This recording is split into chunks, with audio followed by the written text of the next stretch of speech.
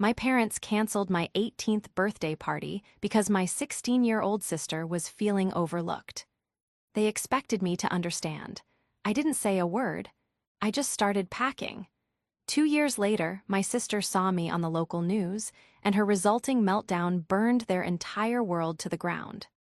This is where the story truly begins, and you won't want to miss what happens. Make sure you're subscribed to see it through to the end.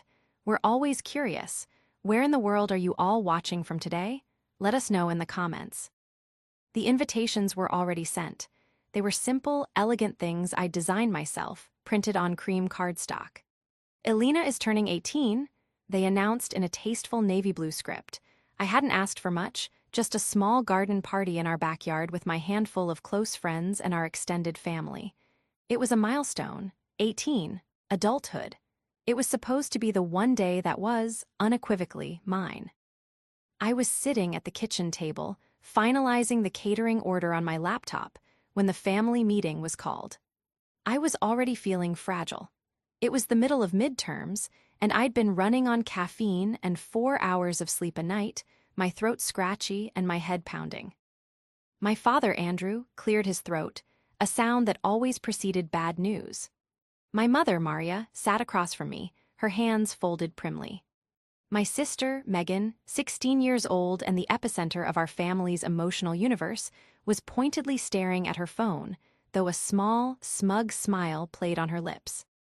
"Elena, honey," my mother began, her voice dripping with that faux sympathetic tone I'd come to despise. "We need to talk about your party." I saved the catering draft and closed my laptop. "What about it? Is the deposit cleared?" "Well, about that," my father said, adjusting his glasses. "We're going to have to postpone it." I blinked. Postpone it? My birthday is next Saturday, the caterer is booked, people have RSVP'd. "We know, sweetheart," Maria said, reaching across the table to pat my hand. I pulled it away. "But your sister, Megan, is just having a really hard time right now." I looked at Megan. She looked perfectly fine, scrolling through Instagram with the intense focus of a surgeon. A hard time with what? "She's feeling very overlooked," Maria said, as if this was a grave diagnosis. "All this, Elena's big 18th talk, it's just a lot for her. Her exams didn't go as well as she'd hoped, and she's feeling a bit left behind." I stared at them, dumbfounded. Megan is feeling overlooked, so I have to cancel my 18th birthday party. Is that what you're saying? "We're not canceling," Andrew chimed in, "just postponing. We can do something small later. Maybe a dinner, just us." "She should be more understanding, Andrew," Maria said, now directing her words at me. "Elena, you're the older sister. You've always been so mature. You know how sensitive Megan is. This is a very delicate time for her." Megan chose that moment to sigh dramatically. "It's just, everything is about Elena right now. College, the stupid party, it's like I don't even exist." The sheer, breathtaking audacity of it almost made me laugh. Megan, who had never not been the center of attention.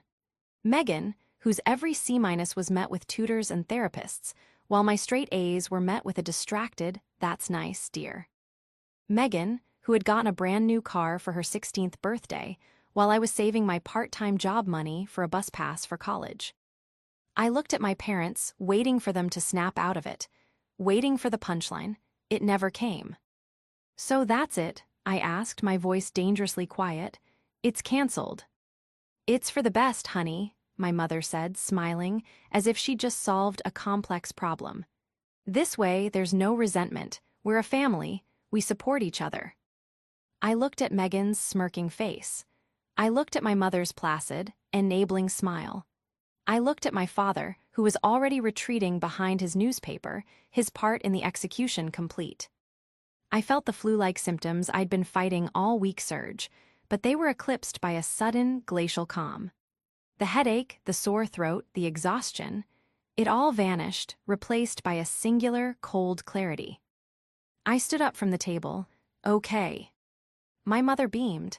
"Oh, thank you, honey. I knew you'd understand. You're such a good sister." Megan scoffed. "Yeah, whatever." I didn't say another word. I didn't yell. I didn't cry. I didn't argue. I simply walked out of the kitchen, went upstairs to my bedroom, and closed the door. I sat on my bed for a long time, listening to the muffled sounds of the television downstairs, the occasional burst of laughter from Megan. They thought I was being understanding. They thought I was being the mature one, the family's built-in shock absorber. They had no idea what had just happened. They hadn't postponed a party, they had detonated a bridge. The why had shown me, in no uncertain terms, that I did not matter. My milestones were disposable. My feelings were irrelevant. I was not a daughter. I was a supporting character in the Megan show. And as I sat there in the quiet of my room, the cream-colored invitations stacked neatly on my desk. A single thought echoed in my mind. Okay. I opened my laptop. I didn't go to the catering website. I went to my online bank account. I started planning my exit. The betrayal was so profound, so complete, that it didn't even hurt. It was a clean cut. The emotional tether I'd held to my family for 17 years and 358 days was severed. The betrayal wasn't the canceled party. It was the chilling realization that my entire life had been a lie. The next week was a masterclass in emotional detachment. I became a ghost in my own home. I was polite, quiet, and utterly vacant. I did my chores. I finished my midterms, acing everyone. When my parents praised my maturity and understanding about the party, I just nodded.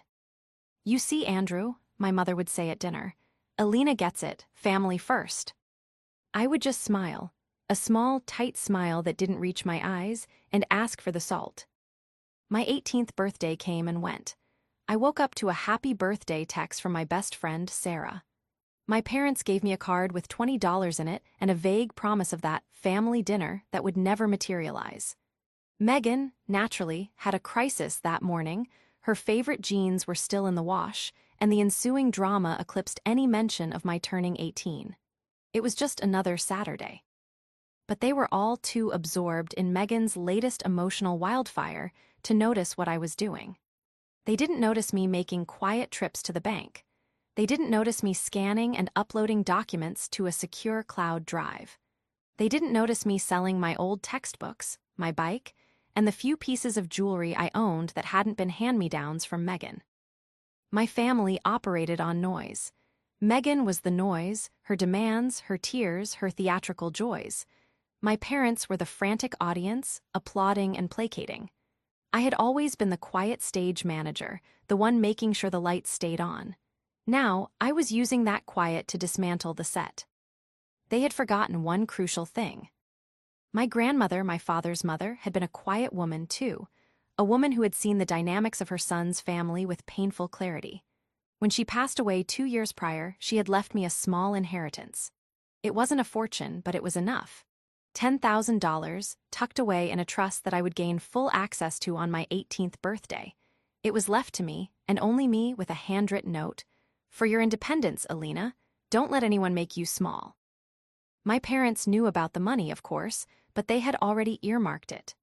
They saw it as a nice contribution to my college fund, which they generously managed for me. They assumed I would happily hand it over, just as I had always handed over my babysitting money, my part-time job earnings, all of it poured into the family account that mostly paid for Megan's writing lessons and impulse buys.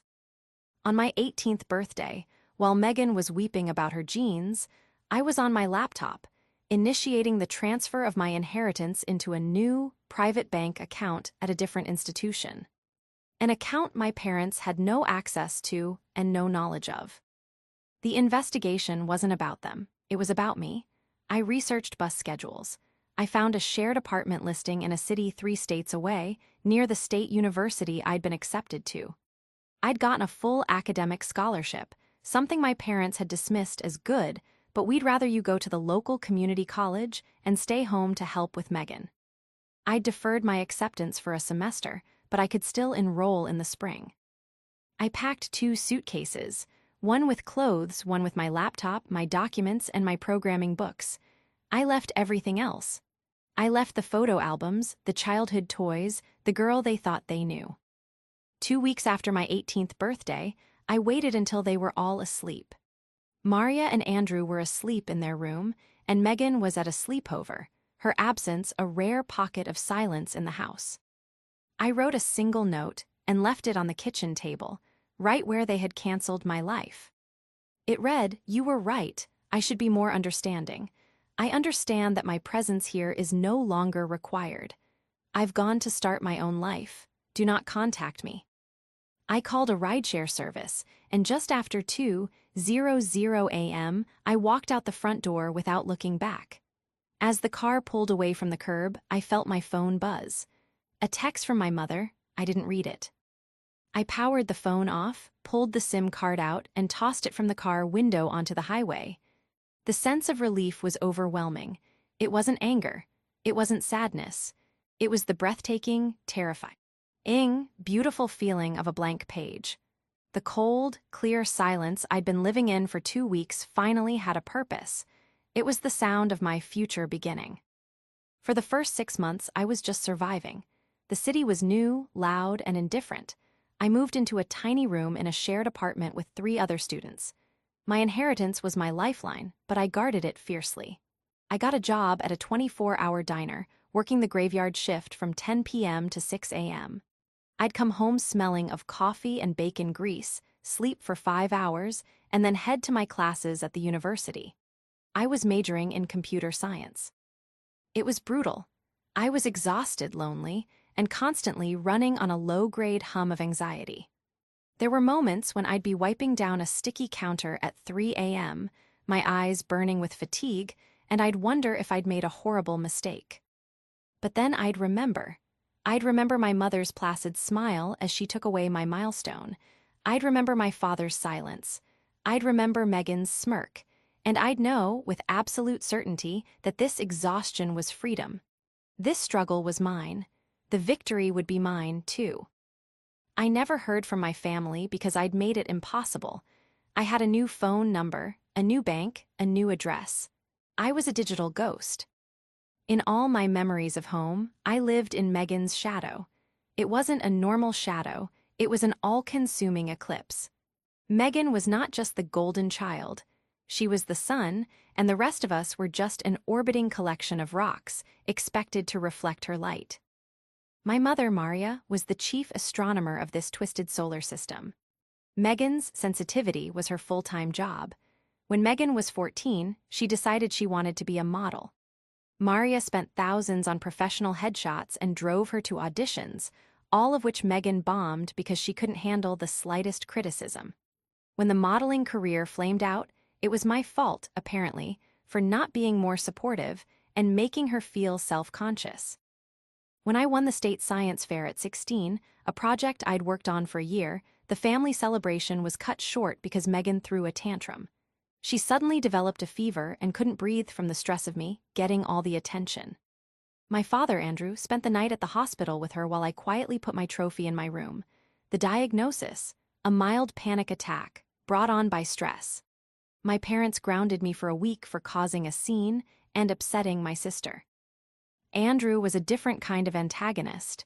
He was a man made of paper, folding to the slightest breeze. His only priority was peace at any cost, and the cost was always me. "Just let her have it, Elena," was the soundtrack of my childhood. "It's not worth the fight. Be the bigger person." What they never understood, what they never tried to understand, was that being the bigger person is just a slow-motion suicide. You get smaller and smaller, slicing off pieces of yourself to feed someone else's ego until there's nothing left. I had given them my childhood. I'd given them my peace, my achievements, and my silence. They had tried to take my 18th birthday. They had tried to take my future. I channeled all that cold, quiet anger I'd stored up for 2 weeks and poured it into my code. At the diner, between orders, I'd scribble algorithms on napkins. In the library, I'd stay until closing. In my second semester, I met a guy named Ben in my advanced algorithms class.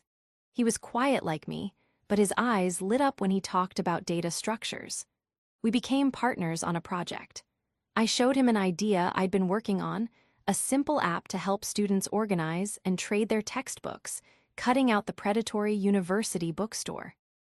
He loved it. He didn't just love it, he saw its potential. "This is more than a trading app, Elena," he said, his eyes wide. "This could be an entire learning platform. We could integrate flashcard generators, study group locators." That night, we didn't go to the diner. We went to the 24-hour computer lab. We coded until sunrise. And Edulink, our new company, was born. We were two broke, tired, and fiercely ambitious students. My inheritance was almost gone, but I had my scholarship and my part-time job. Ben had his. We poured every spare second and every spare dollar into our idea. I was building more than an app. I was building a fortress. Every line of code was a brick. Every successful compilation was another stone in the wall. A wall my family could never, ever climb. The next year and a half was a blur of caffeine, code, and cortisol. We dropped out of university. It was the most terrifying decision I'd ever made. My scholarship was the only safety net I had, and I was voluntarily cutting it. But Edulink was growing faster than we could handle. It had started as a campus-wide phenomenon and was now being adopted by other universities across the state. We were working 18-hour days out of our craw. M-Ped apartment, and the diner job was a distant memory. My trap wasn't something I had to set. It was the life I was building. My leverage was my own competence. While my family had been grooming Megan for a life of celebrated mediocrity, they had ignored me. And in that ignorance, they had allowed me to become sharp. They had taught me to rely on no one but myself. They had no idea what I was capable of. I had spent my entire childhood as an invisible girl, learning to observe, to plan, to execute in silence. I was now applying those same skills to my business. We needed funding. We were running the servers on a prayer and a string of maxed-out student credit cards. Ben and I polished our pitch deck and started making the rounds to local angel investors. It was a humiliating, soul-crushing process. A dozen no's in a row. A dozen dismissive men in suits who looked at me, a 19-year-old girl, and saw a hobby, not a company. The last meeting on our list was with a small, local venture capital firm. We walked in, exhausted and defeated. And sitting at the head of the table was a woman named Sarah Jenkins. She was sharp, no nonsense, and had a reputation for finding needles in haystacks. She listened to our pitch for 20 minutes without saying a word. When we finished, she leaned back and just stared at me. "You built the back-end architecture yourself?" she asked. "Yes," I said, "both of us." "And your user acquisition cost is 0. "It's all word of mouth," Ben said. "Students love it." She was quiet for another minute. "I've seen a dozen versions of this idea. They all fail. Why are you different?" I took a deep breath. Because they're built by people who want to sell something to students. We're built by students who need this to exist. We aren't just building a company. We are solving our own problem. And, I looked her right in the eye, we are too stubborn and too focused to fail. A small smile touched her lips. She saw it. The same quiet, unbreakable determination she had in herself. We walked out of that office with a $500,000 seed investment. That money changed everything. We got a real office, a small, windowless box, but it was ours. We hired 2 more developers. We refined the app. We launched Edulink 2 with a new suite of tools. Within 6 months, we were on 50 campuses in 10 states. I was no longer Elena, the diner waitress. I was Elena, co-founder and CEO of a burgeoning tech startup. I bought a small, professional-looking condo. I paid off my credit cards. I started eating food that didn't come from a microwave. I had just turned 20. The entire time, there was silence from my family. Not a word. I hadn't expected one. As far as I knew, they thought I was a college dropout working a dead-end job somewhere. It was better that way. Then, one of our new hires, a young marketing lead, came into my office. "Elena, bad news and good news." "Give me the bad news," I said, not looking up from my code. "Our server costs are going to triple next quarter." "Expected good news. KTVL Channel 4 wants to do a segment on you." I stopped typing, On me, why? It's for their Local Legends series. They're doing a 30 under 30 special. They want to interview the 20-year-old CEO who's changing education. They want to film it here, tomorrow. Ben was ecstatic. This is it, Elena. This is free press. This is huge. A cold spike of fear shot through me. My hometown was well within the KTVL broadcast area. My parents watched Channel 4 every night. They were going to see me. For a moment, I wanted to say no, to hide, to stay the ghost I'd been for 2 years. Then I thought about that 17-year-old girl sitting at the kitchen table, being told her milestone didn't matter. I thought about the girl who quietly packed her bags and stepped into the unknown. Okay, I said, my voice firm, book it. I would not be small, not ever again.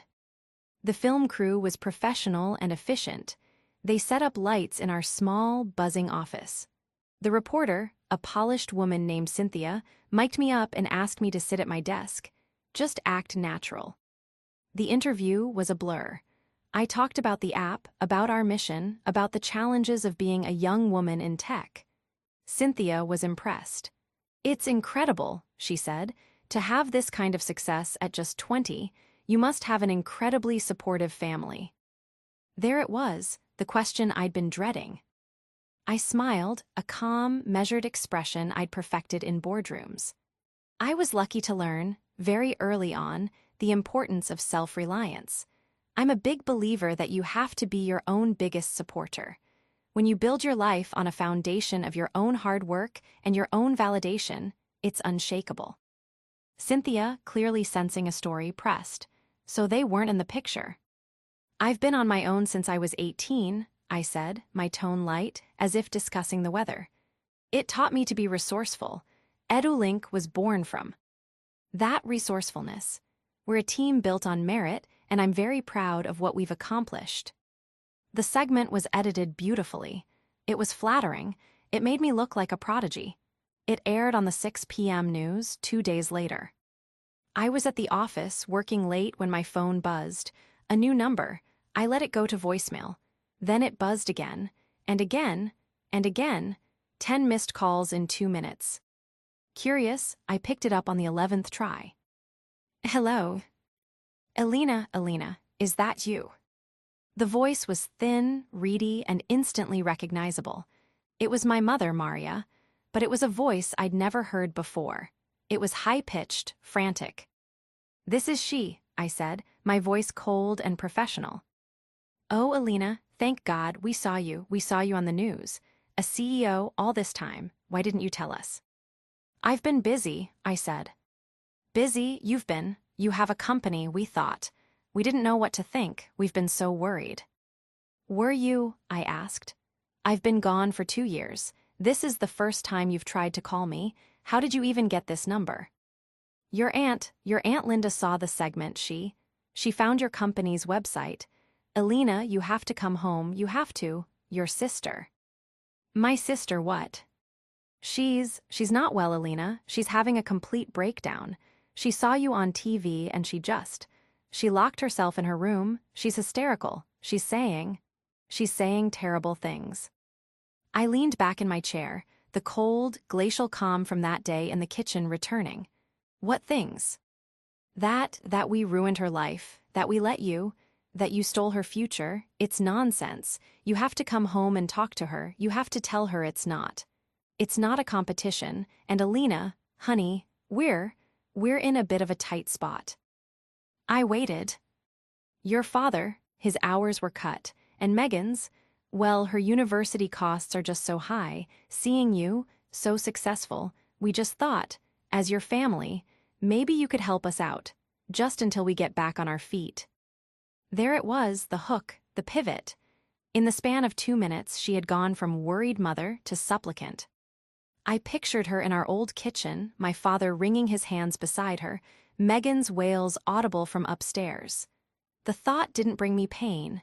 It didn't bring me joy. It brought me nothing. Maria, I said, and the use of her first name made her stop talking. I am not your daughter, not anymore. You made that clear 2 years ago. My sister's emotional state is not my responsibility. It never was. And my finances, I laughed, a short, sharp, humorless sound, are certainly not your concern. Elena, how can you be so cruel, after everything we did for you? Everything you did for me, or everything you did to me? You canceled my 18th birthday, you dismissed my achievements. You made my entire life about placating my sister. You taught me one lesson, Maria, and I learned it well. I am on my own. And I am, you are on your own. Do not ever call this number again. I hung up. I blocked the number. I powered off my phone and stared out the window at the city lights. I had just faced the first major confrontation, the first volley in a war I didn't even know I was fighting. And I felt nothing but peace. The ghost was gone. Elena, the CEO, had just taken her place. The phone call was just the beginning.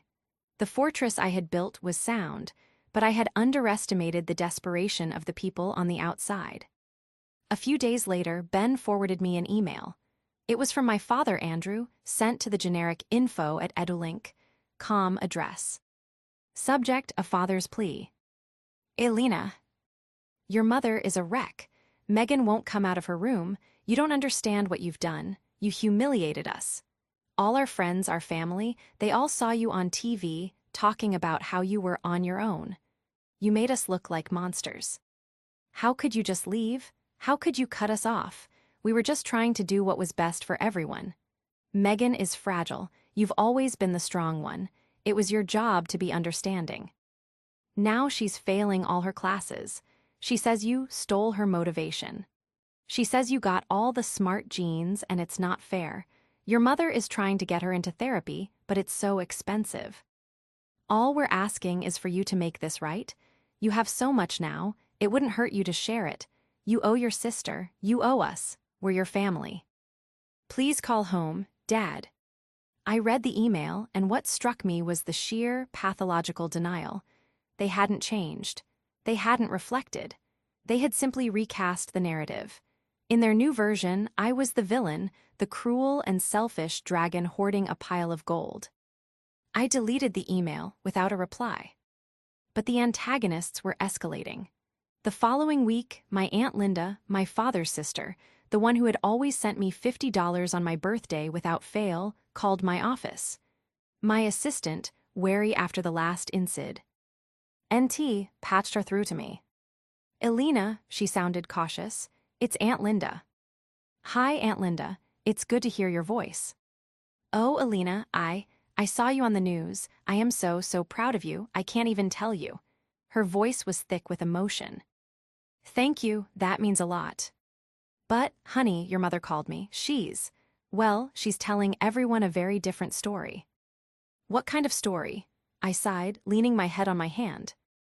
That you had some kind of breakdown, that you got involved with a bad crowd, stole money from them, your inheritance and their savings, and ran off. And that this company is some kind of front, that you're in trouble. Andrew is he's a mess, he's backing her up. They're trying to get the extended family to pool money to find you and get you help. This was new. This wasn't just begging. This was defamation. They weren't just desperate. They were trying to regain control by destroying my reputation. Aunt Linda, I said, my voice steady, none of that is true. I left with my own money. I built this company with my co-founder from scratch. I'm not in trouble. They are. I know, honey. I think I always knew. Your mother, she's always been obsessed with Megan's potential. She never saw yours. There was a long pause. But they're desperate, and Maria is convincing. She's showing people pictures of Megan, saying she's sick with worry. They're painting you as this ungrateful, mentally unstable runaway.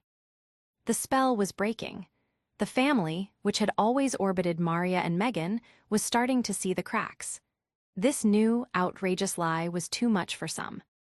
But the desperation was building. Megan, still struggling to be the center of attention, finally emerged. She didn't call, she didn't email, she went public. She created a public social media page. It was a GoFundMe-style blog filled with pictures of her looking pale and sad.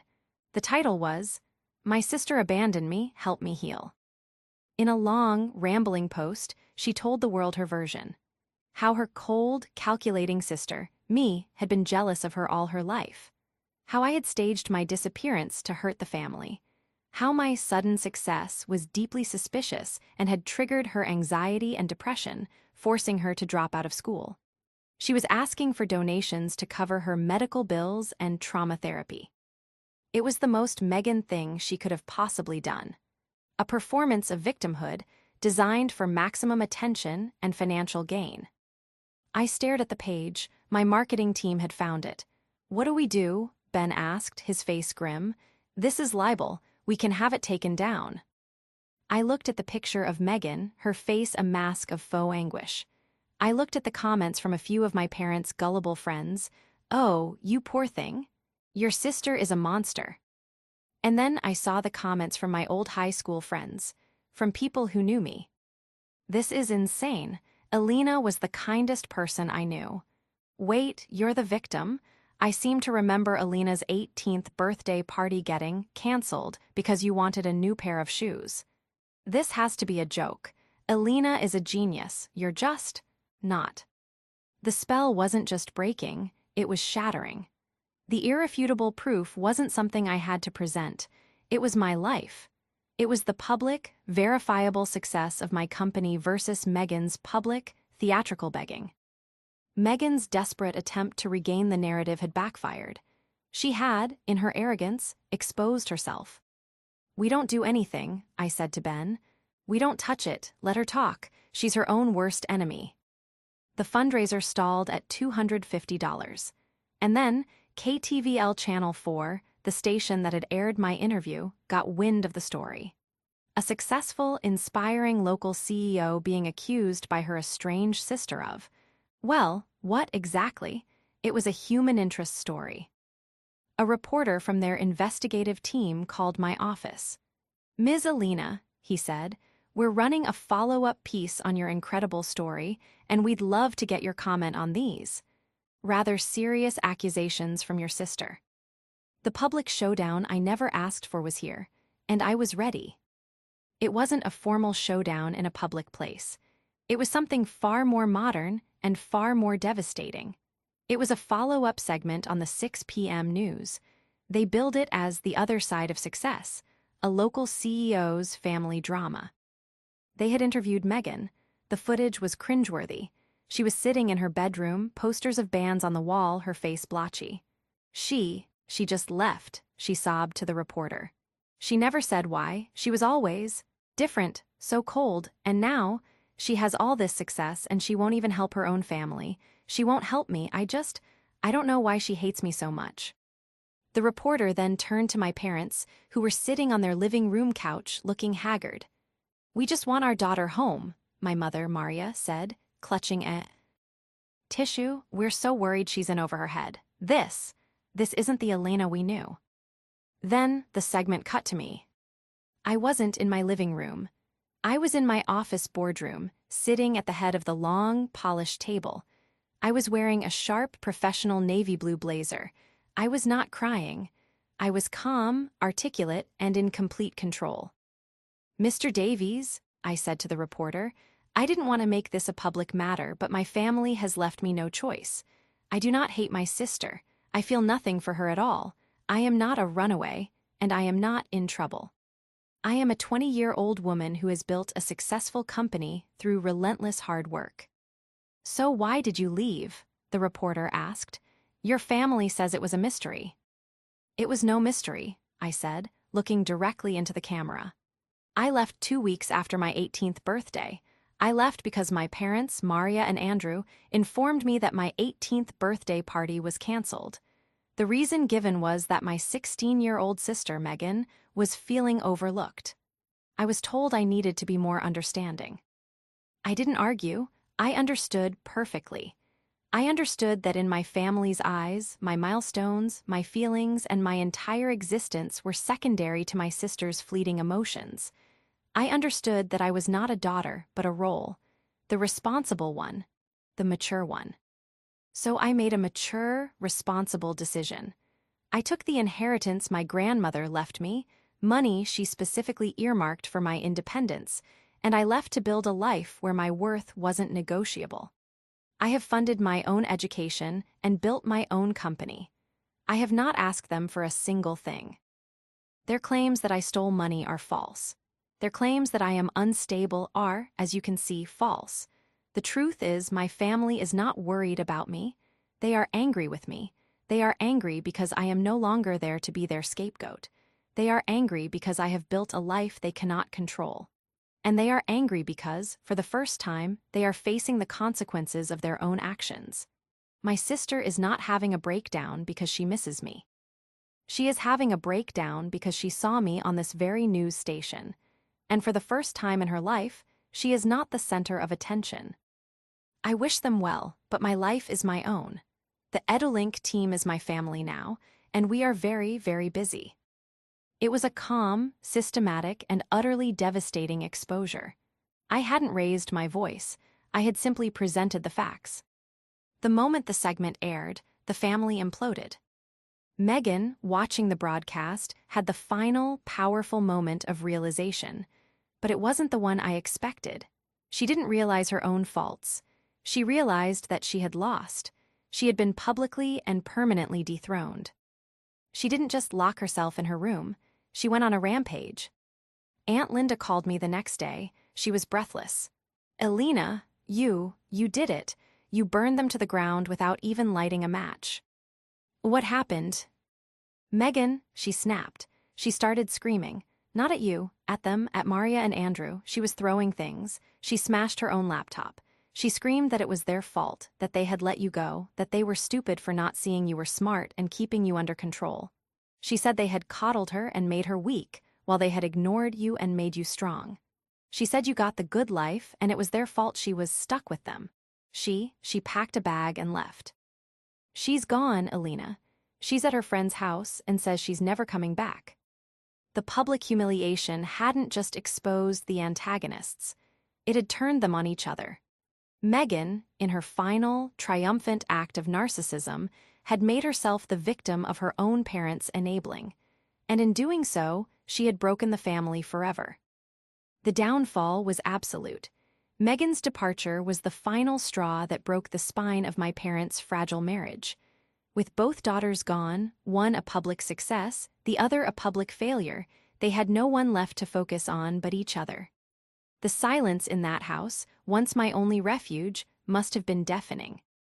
Aunt Linda kept me updated in short, sporadic emails.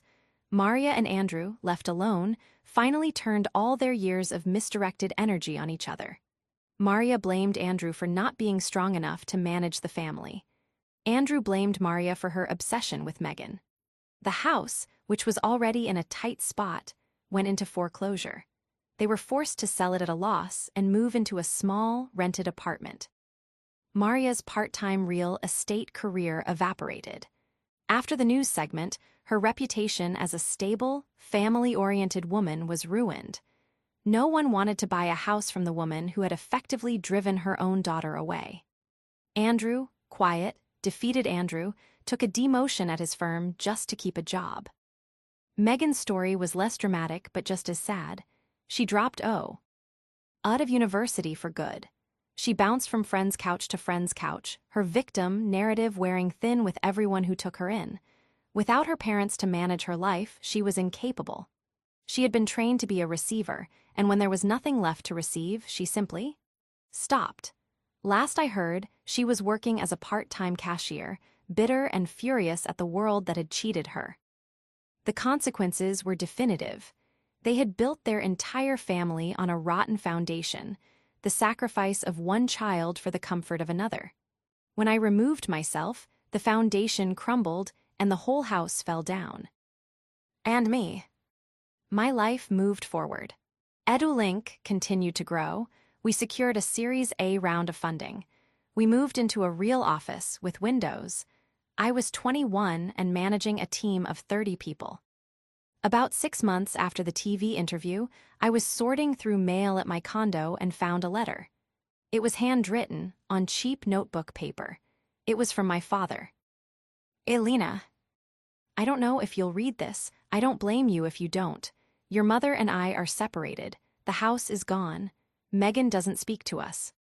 I've been doing a lot of thinking about that day, About everything. You were right, I was a coward. I just wanted things to be quiet. I let your mother. I let Megan. I let it all happen. I thought being mature meant just taking it.